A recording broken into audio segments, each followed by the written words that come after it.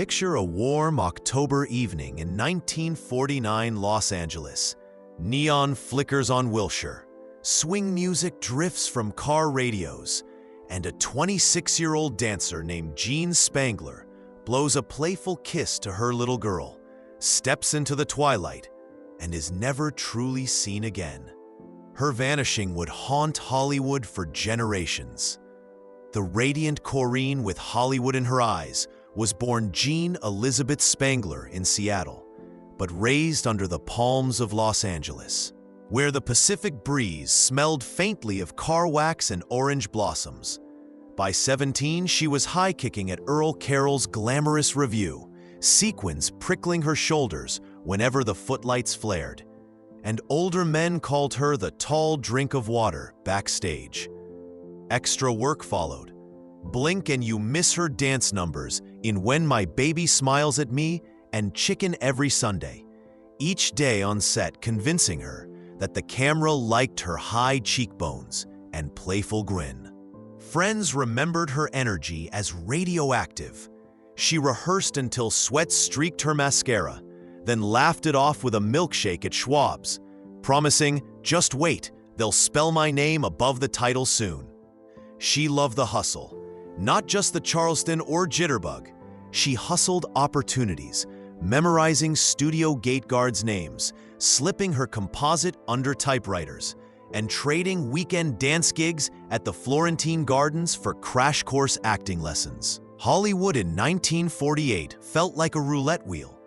Jean kept betting on herself, instinctively believing that charm plus persistence equaled destiny, even when pay envelopes read $35. On slow nights, she walked the beach, letting cold foam numb her ankles while she rehearsed lines to the Pacific. A Friday evening kiss and a wink sent ripples that would outlast the century. October 7th, 1949, Los Angeles was mild. The smell of jacaranda mixing with gasoline as Jean leaned over 5-year-old Christine's bed, whispered, "Wish me luck," and flashed a conspiratorial wink at sister-in-law Sophie.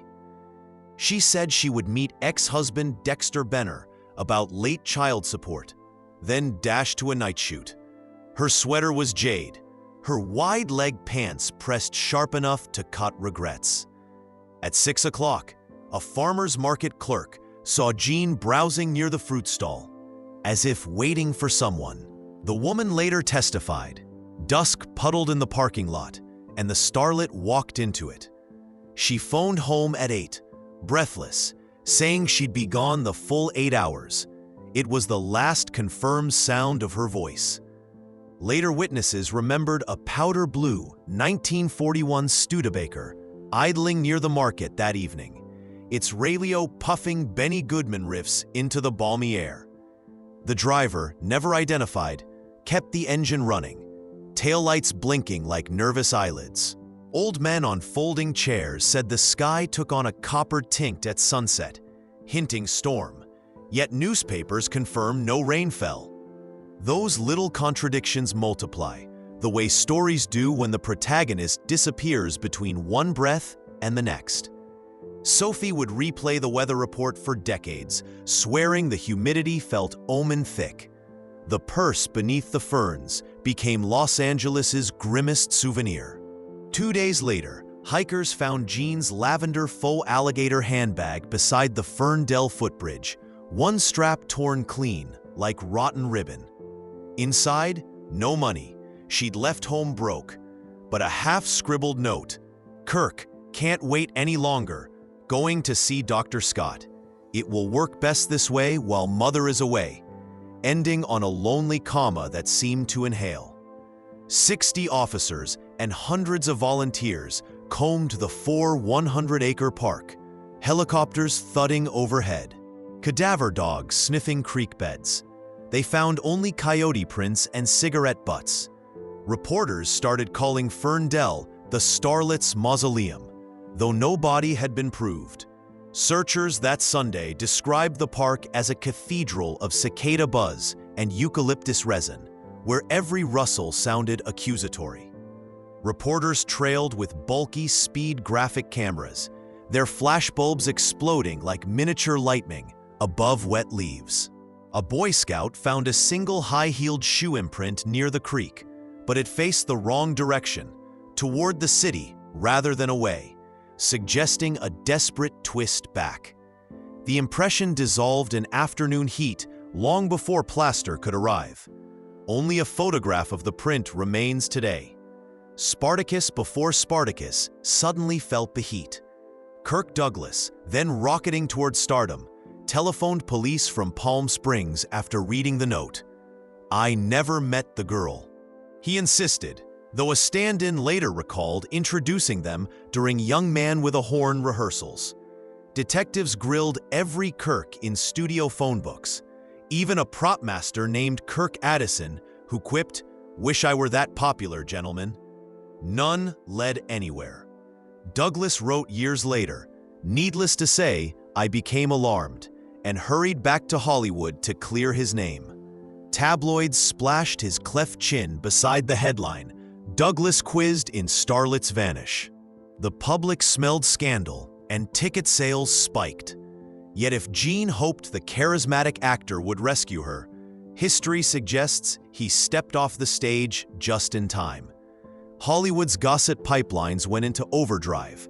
Hedda Hopper wondered on air whether Kirk might refer to Kirkwood, the tennis-playing socialite, while the Los Angeles Daily News published a cartoon of a question mark wearing Douglas's trademark dimple.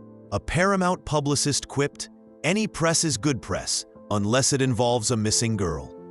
Then promptly stopped laughing when studio brass threatened suspension. Ticket buyers and scandal sheet vendors alike, turning rumor into overnight economics. Gangland shadows crept across the footlights. Gene had lately been spotted in Palm Springs with little Davy Ogle, henchman to flashy mobster Mickey Cohen. Ogle himself disappeared 2 days after Gene, dodging a conspiracy indictment. One snitch told LAPD that Cohen muttered Ogle had gone diving with the fishes. The mental image, white dinner jacket sinking into black water, fed headlines for weeks. Detectives wondered if Jean fled south with the gangster. But her bank account sat untouched, her prized fox fur stole still at the cleaners. Glamour does not travel light without reason. Meanwhile, Christine kept asking whether Mr. Davy was her new daddy. A heartbreaking footnote buried in case files. Cohen's bookies joked that little Davy could dodge subpoenas, but not ambition. He dreamed of opening a resort south of Rosarito, where smugglers and starlets might mingle under fake names. Some investigators theorized Gene tagged along for a promised nightclub audition. Freedom and glamour rolled into one beachfront fantasy. Border gossip magazines later claimed she danced one night at the Agua Caliente casino. But payroll ledgers list no Spangler and no dancer matching her height. The casino's archivist called the story apocryphal. The courtroom slugfest wrote its own prologue to tragedy. During the 1948 custody trial, Dexter Benner painted Gene as a midnight rambler unfit for motherhood. Judges eventually sided with her, but the transcripts crackle with anger. At one point, Benner barked, "Hollywood has poisoned her heart." Benner produced affidavits of chorus line parties, cigarette burns on silk sofas, men leaving at dawn. Gene retorted that Dexter's temper was a loaded .38 on the coffee table. Truth, as always, probably lived in between. After the disappearance, Benner secured full custody and promptly barred Christine from speaking to reporters. The little girl cried on the courthouse steps, clutching her mother's favorite compact. Years later, she told a magazine, "I still hear Mom's heels clicking down the hall in dreams." The echo lingers. The 1949 custody hearings turned the Hall of Justice into theater. Observers spoke of Dexter's starched collar slicing the air as he argued, while Gene arrived in modest skirts, strategic innocence softening her tall frame. A stenographer later recalled Jean passing a note across the aisle that read simply, "I won't lose her," underlined twice. Those minutes live eternally in carbon copy, a private vow that history has placed on public exhibit. Ironically, the carbon outlived every witness present. Passport dreams offered an escape route and a mirage. Multiple witnesses claimed to see Jean boarding a San Diego streetcar bound for Tijuana 10 days after the purse surfaced. A gas station attendant swore she looked sunburned and happy, like honeymoon weather.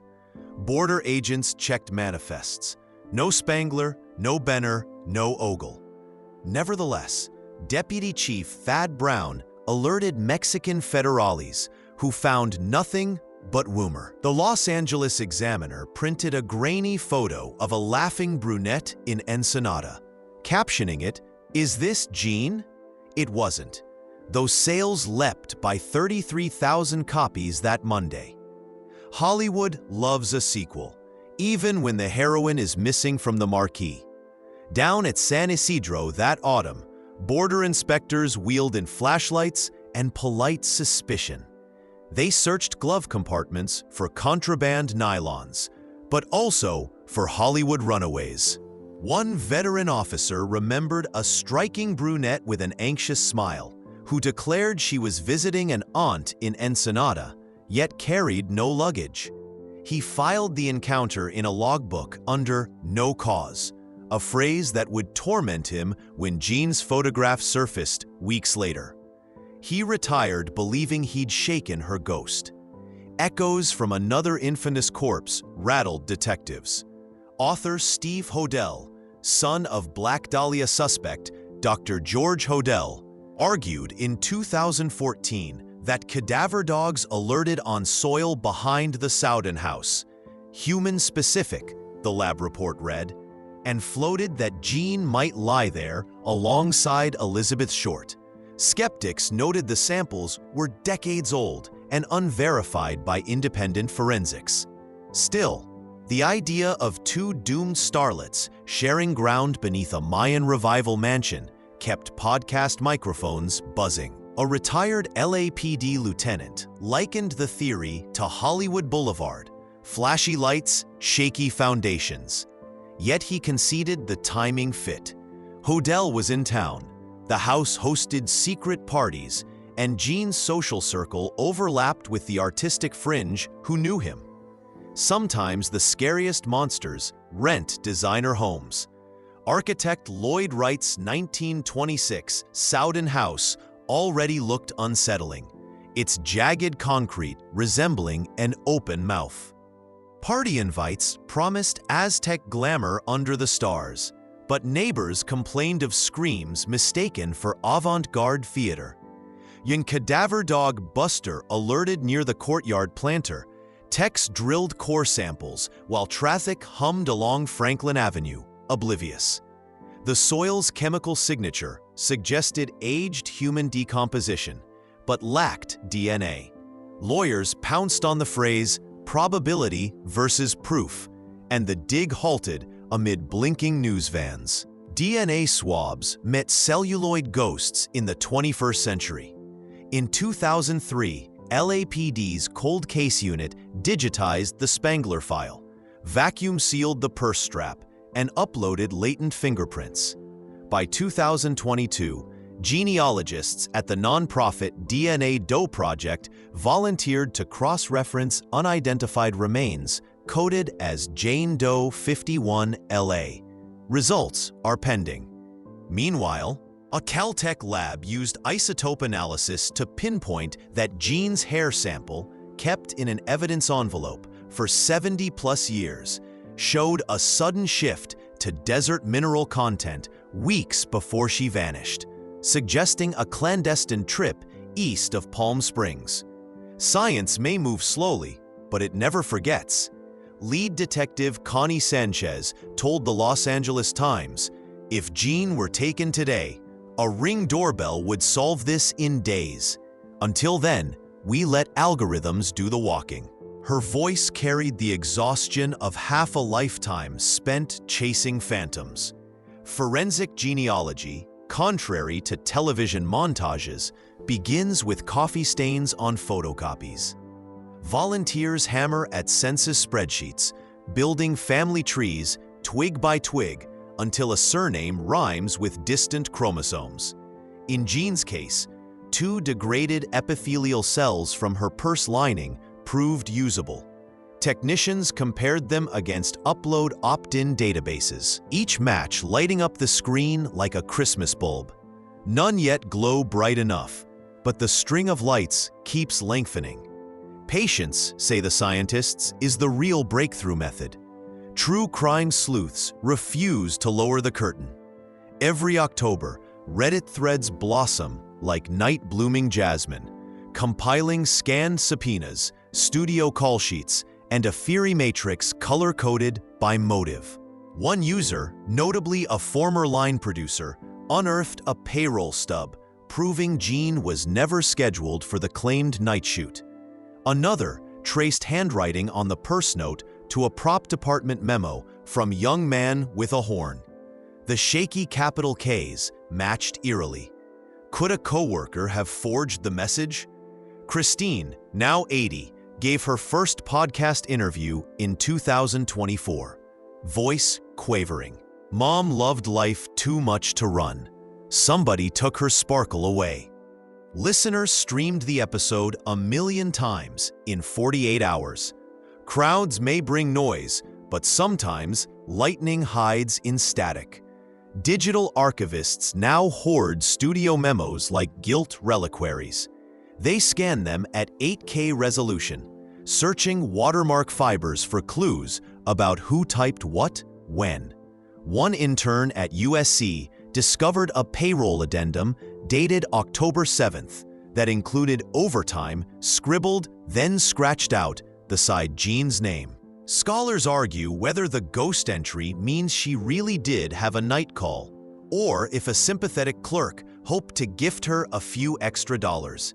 Either way, the ledger whispers of unfinished plans. Statistically, 91% of adult missing person cases in 1949 Los Angeles were resolved within 12 days. Jean sits among the haunting remainder. If you're sipping coffee, picture this. The caffeine you swallow traveled roughly 1/5 the distance between Jean's apartment and Griffith Park. Geography isn't always vast. Mystery simply enlarges it.